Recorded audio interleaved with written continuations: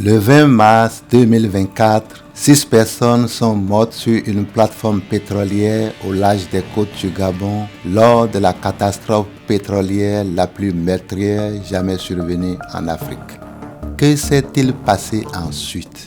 Intimidation des témoins, dissimulation, corruption.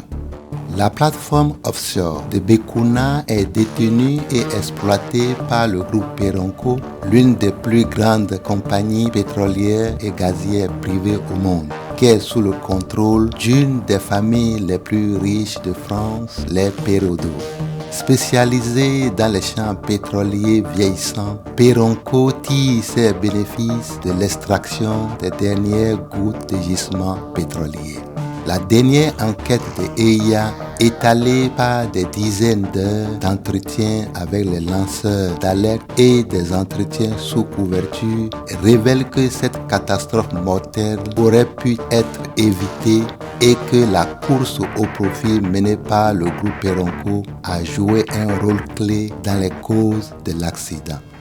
Moins de 2 semaines avant la catastrophe, plusieurs travailleurs de la plateforme avaient fait part de leurs préoccupations grandissantes vis-à-vis de la sécurité suite à de nombreuses remontées de pétrole que la direction du groupe Perenco a apparemment choisi d'ignorer. Plusieurs employés qui ont parlé aux enquêteurs d'EIA ont allégué que le groupe Perenco a fait obstruction à l'enquête, notamment en retenant des preuves, en faisant pression sur un témoin et en soudoyant un procureur. Plus d'un an après l'accident mortel, le groupe Perenco n'a toujours pas indemnisé les familles de victimes au Gabon.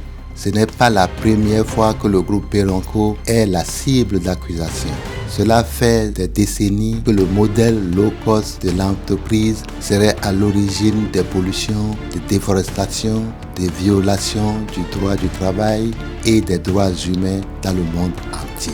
Les enquêteurs de EIA ont découvert que les impacts allégués de l'entreprise tout autour du monde s'expliquent par les décisions prises par les cadres supérieurs du groupe qui tirent les ficelles des opérations depuis Londres et Paris où se trouve le siège fantôme du groupe Perenco.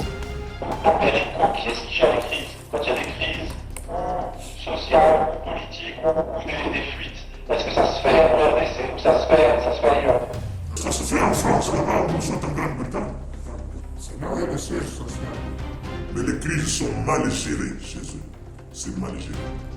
Alors que les dirigeants de l'entreprise gèrent leur empire extractif à huis clos à des milliers de kilomètres, les victimes des activités du groupe Perenco attendent toujours que justice leur soit rendue.